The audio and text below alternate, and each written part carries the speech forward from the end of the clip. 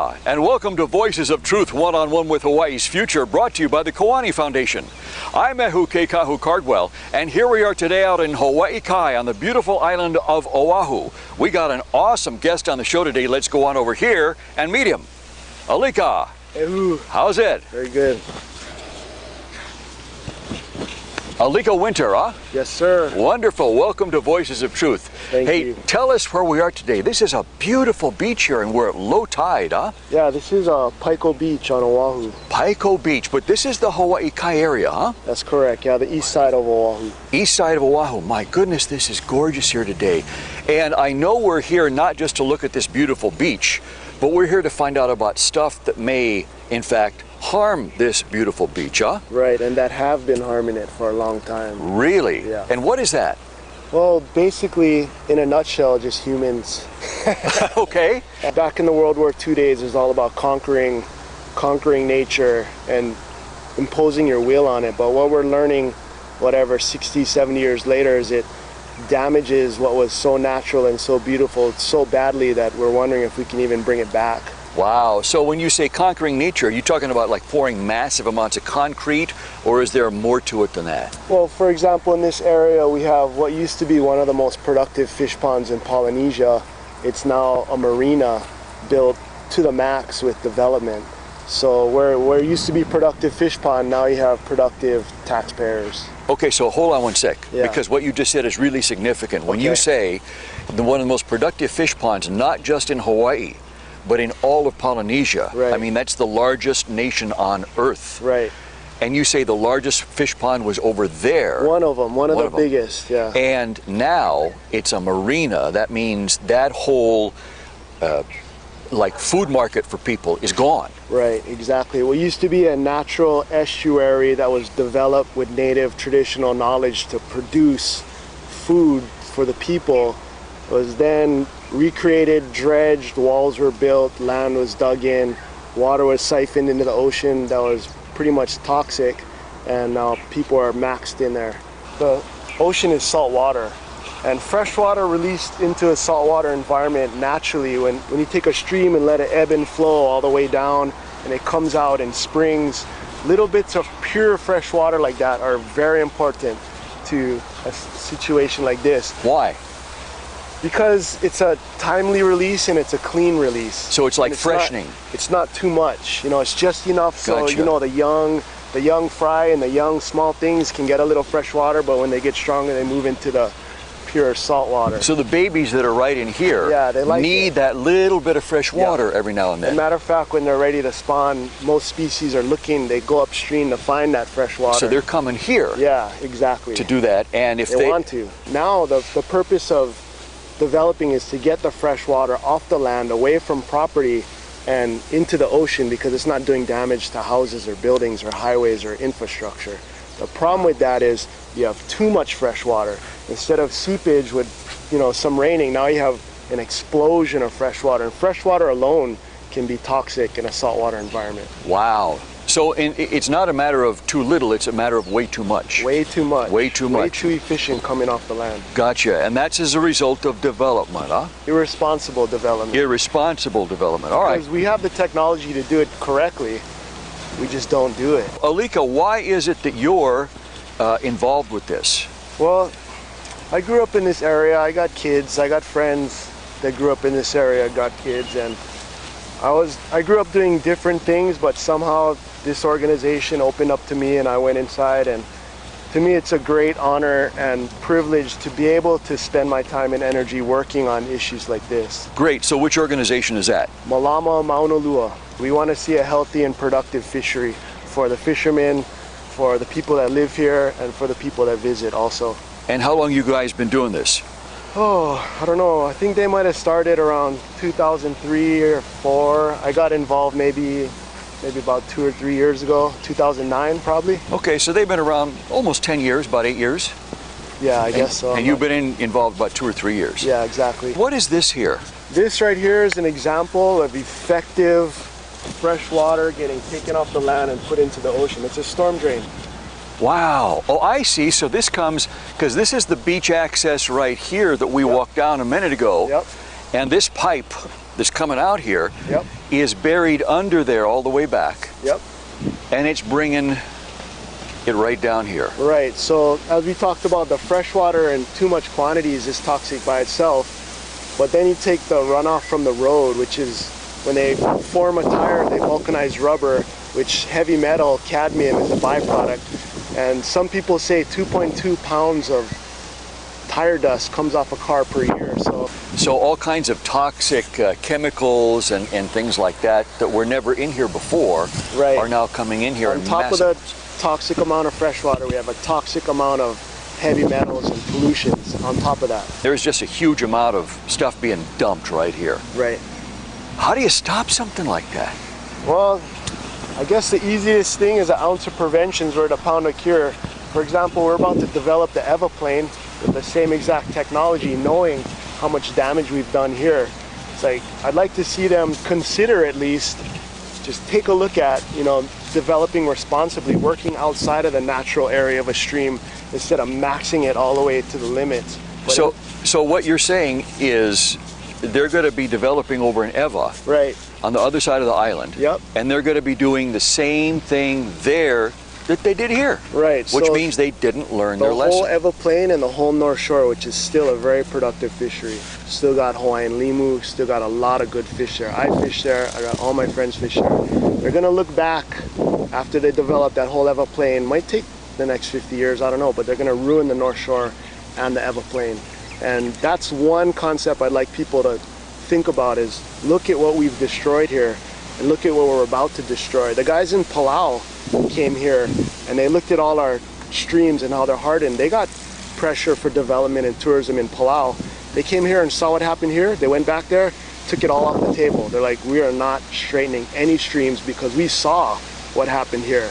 And that literally happened like a couple months ago. Wow. Yeah.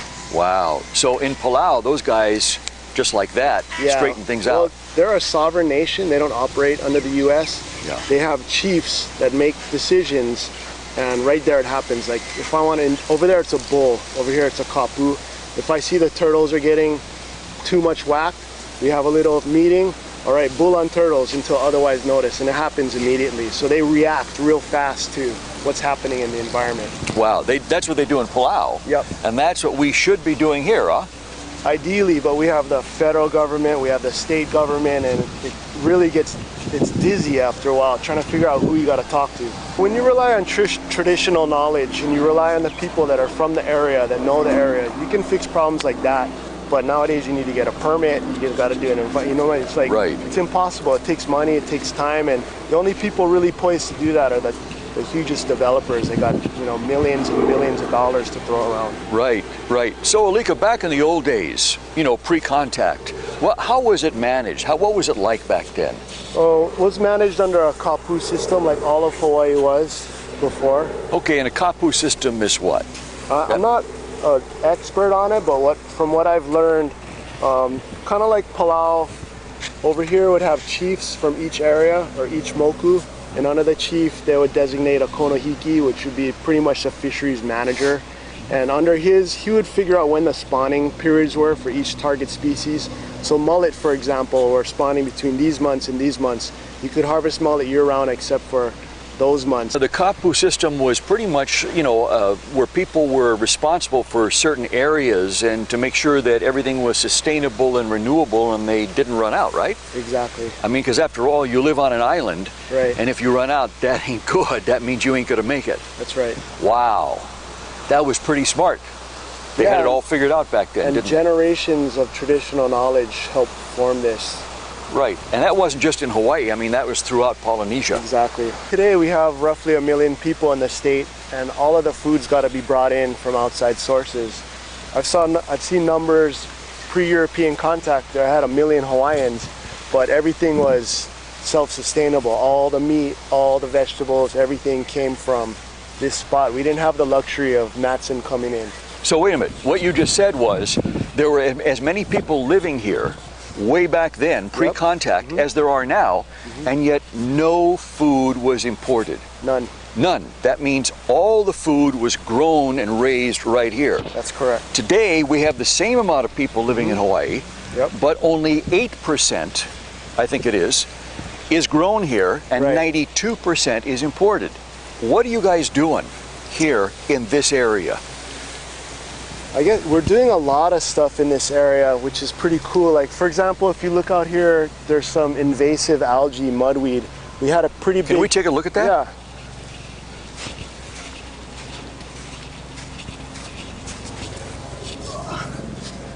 This stuff right here is called alien algae. It's mudweed. Wow. And it oh thrives, yeah, it look thrives at in an unhealthy and unbalanced situation, which we have here. that. So this is like packed with mud. Right. And what it does is when there's mud suspended in the waters, it'll suck that mud into its root system and actually build a layer of anaerobic, toxic, stinky mud. So it holds the toxins in here. Right. Where did this algae originally come from? This is not native to Hawaii, huh? Yeah, I'm not sure. I've heard a couple different reports. It may have survived out in the deep waters. It's really not supposed to be in here doing what it's doing. And yet, Alika, as we look along the beach here, I mean, Yeah. it's nothing but this stuff. It's Right. filled with it. Right. So that means this is literally smothered with toxins. Yeah, because it's sucking all that toxins into its root system, and then it's like creating a thick layer of it on top of what used to be a thriving reef. So how do you get this out of here? You gotta pull it by hand. No kidding. Yeah, we actually just got done with a pretty huge federal project. They pulled 27 acres in that area, and it's never been done before, but we got federally funded. We hired a contractor. We pulled out 27 acres. So it means just people getting out here by hand, Yep, pulling this stuff out. that's correct. We realized that this is actually, when it breaks down, super good for vegetables. Like they've had, For fertilizer? yeah, they've had No kidding. bumper crops. So this really isn't wasted. This can be used for something. Right, so we don't want to fill up the landfill. We throw it to a farm, they roll it around a couple times, and then they use it. It saves them money. They don't have to buy fertilizer. So it's good for something, but Yeah. it's just not good here. Right, exactly. And what Wow. we realized is when the sediment comes out with all these are like all suckers sucking in the sediment, and the sediment will get trapped here pretty much forever. But once we've cleared an area, the sediment can roll over the reef and then disappear. So by taking all this stuff off, we've actually like made it easier for the sediment to get out of here. So what you're saying, Alika, is once you get this stuff out of here, Yeah. the area takes care of itself. A little better, yeah. A lot Wow. better than it can once it's choked. It's like a filter. It's like catching everything and keeping it here, but we don't want the sediment on the reef. We're just bringing awareness. Number one, you got to get everyone to understand what's going on. And sometimes you can't change the world, but you can affect what you're doing in your own home. So you can take a look at your house and see the downspouts coming off your roof. See your driveway, how everything kind of rolls into the storm drain. It ends up here. When it rains. Right, so we're teaching people how to catch their rain and use it through a water garden, or make sure that when their dog makes doo-doo on the grass, they pick it up so it doesn't end up down there. Not to use pesticides that can come down into the ocean. So we're just teaching people to be aware and realizing that they can control what happens in their home. Alika, we're obviously in a very, very upscale neighborhood here. These homes are very expensive, very beautiful. Right. Do you think this neighborhood is aware at all of what you're talking about? I think they're starting to be, because in this area, the Pico neighborhood, we've worked very closely with the residents, because these guys live here. Some of them been living here since before everything got messed up. So it's important to work within your community to make sure you got support. So some of the neighbors here actually know what it was like before, what it looked like, and all that stuff. Yes. And they've seen the degradation, they've seen the damage. Yep. So obviously they have an interest in helping return things to the way it should be. This beach used to be so gross that nobody would bring their kids to swim because it just smelled like doo-doo and rotten stuff. Wow. But recently, since we pulled out those 27 acres, I mean, I know Thompson's kids, our kids, we feel safer about bringing them down and letting them swim. But as you can see, that there's still a lot of work to be done here. A lot of work. How long did it take you guys to weed out that 27 acres? I think that 27 acres is in that area over there, and it took almost 2 years. Wow. Of a crew of maybe a dozen hardcore dedicated workers breaking their back 8 hours a day, pulling that stuff up, putting them in bags, putting them in kayaks, and bringing them to the shore, and then bringing them to the farms up there. I noticed when we were walking down to the beach here, you guys have a sign Right. on the fence there that you made to kind of educate the neighbors, huh? Right. That's right. Tell us about that. Well, what we realized is when you're looking through the state fishing rules and regs book, it's kind of not, I don't want to say it's not user friendly, but it's kind of difficult to figure out. For example, in this area, you're not allowed to lay net, but it's on page 56 and 2 sentences on halfway on one page and halfway in the other, and nobody really knows that. So one issue is no lay nets, another is knowing what size minimum that species needs to be, another is knowing when the close seasons were, and they're all in different spots. And it took me a couple months to figure all that stuff out and put it in one spot. So now when fishermen or people that visit this beach, they can check the sign and look and say, okay, mullets close this season, or mullets open the season, gotta be over 11 inches to catch it. And we know we can't use lay nets. And we've found out that it's working very well. We got something out over here, huh? Yeah, we got a little patch of native seagrass. Can we go look at that? Yeah, let's go take a look. So what we noticed in the areas where we remove the alien algae is it kind of gives space for some of the native lemus to come back. So I don't know if you can see it, it's not the healthiest patch, but at least it's there. It's like little blades of little seagrass. Oh yeah, there it is. Yep. That all the, you know, the native species like to eat, all the herbivores love that stuff, and it's part of a healthy ecosystem. Is that native limu right there. Without that, you don't got the native fish. So that is what you want to have grow and grow and grow and Right. reappear here. Right, and we have seen it coming back, which is good. Wow. Because there's just little blades of that right there, just little sprouts. Right.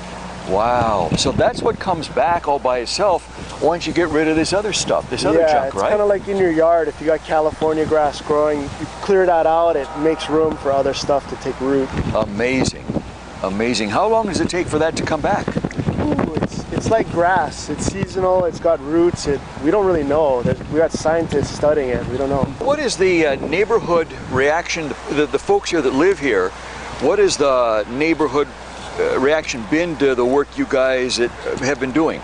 Well, like with any group, you're always going to have a mixed set of reactions. A vast majority support what we're doing, are actually a very important part of what we're doing. We have, you know, people here and there that don't really understand what we're doing or disagree with what we're doing. But you just got to do your best to, you know, respect everyone's perspectives and try and communicate the best you can and be respectful for their neighborhood. Yeah? Gotcha. But I mean, most people are interested or shocked at what's going on, right? Yeah, I mean, nobody wants this place a stinky, toxic mess. I mean, everybody wants more fish, clean water, a safe place for your kids to swim, and a safe place to catch fish to feed your family. Right, right. Now, I know you guys have been working with some fishermen, huh? Right. Tell me about that. What's been going on there? We did a survey last year where we identified 60 local fishermen that were knowledgeable fishermen. In this area? Just from this area, and we interviewed them all. A pretty extensive survey that pretty much was asking them what they thought about different styles of management and what their perceptions were about the health of the bay before and now and where it's going in the future. And what did they tell you? Some surprising things. A majority of them had some good ideas about management styles, which we're taking a look at now. Now we're working with the 12 most respected fishermen.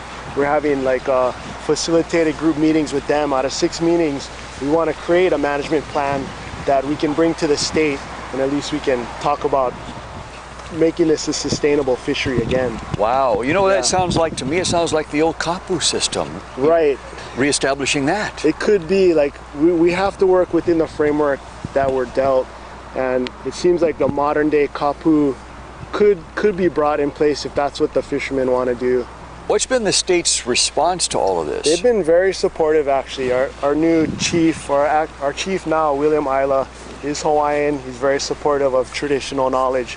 And he attended our first meeting and said, you guys get it together and I'll support you. So it's been a good response. How long ago was that? This meeting was just last month. We had our first meeting. People said he couldn't do it. We got all the major guys together in one room, and actually nobody yelled at each other. Everybody respected everyone's point of view, and it was a very productive meeting, which is good. So it can be done? It can be done. Wow. Even if people say it can't be done. That's wonderful. So it sounds like this thing is about to launch in a very big way. Right. I hope so. I mean, that's our plan. I mean, everybody wants to see this area better, but the community, the scientific community, the people that live here realize that you got to work with the fishermen, the people that know the water. I know you guys cleared the 27 acres out over there. We can see that. See that? Yep. Yeah, it's clear. What is it going to take to clear this? This is huge here. Yeah, unfortunately, it doesn't look like any huge grants are coming our way for that, so it's really up to the community. It's like we're still working every once a month or twice a month. We're bringing community members out here to pull by hand where the contractors left off. So what you're talking about is people volunteering their time. Right, exactly. You know, and I know you can go way out there because we see that guy out there. Yep. Walking, and he's in foot-deep water. Yep. So you can get way out there and work. Yep. So it's just a matter of getting people dedicated, volunteering their time, right, willing to do back-breaking work, right, pulling this stuff out. And it's pretty amazing how willing people are to put effort into this area. People love this area. They want to see it better, so it makes our job easy.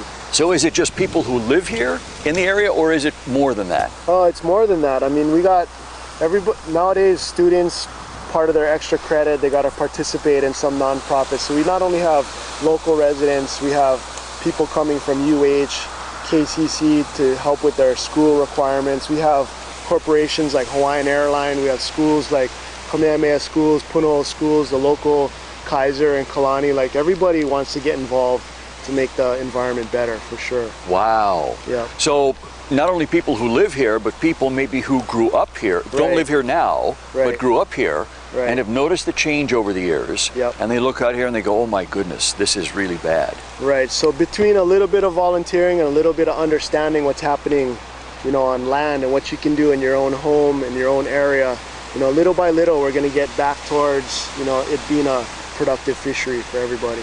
Wow, that's great. Yeah. So what do you see the future of this area? What would it look like, Alika? I'd like to see a thriving community, you know, a thriving business community, you know, happy, healthy kids and choke fish. Lots and lots of fish. Yeah, lots of fish that we can harvest and enjoy on a dinner table. If it was done here as a model, right, then you could use it in other places too, right? Right. That's kind of cool about what we're doing. Number one, communities about to develop can look and see the damage that has been done by this type of developing.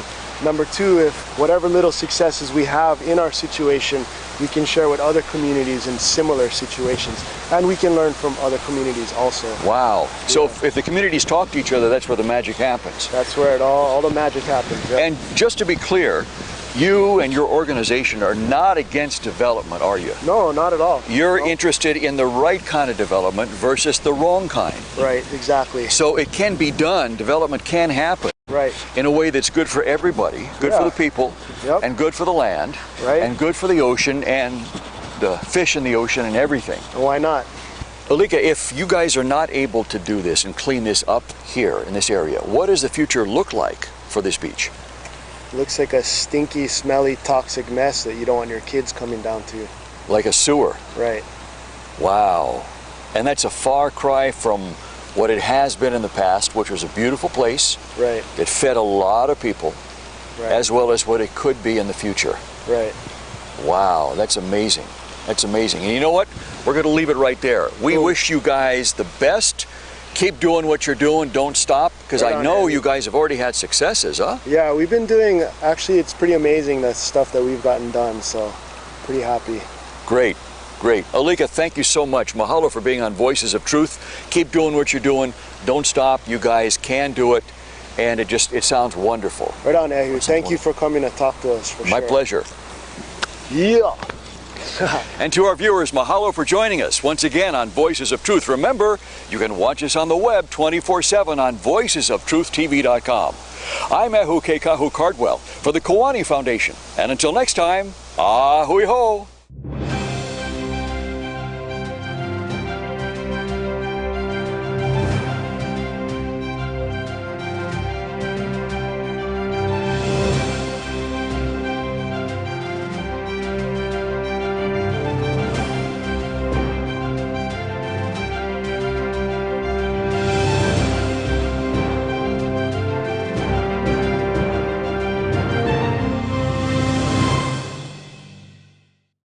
Mahalo for watching Voices of Truth one-on-one with Hawaii's Future.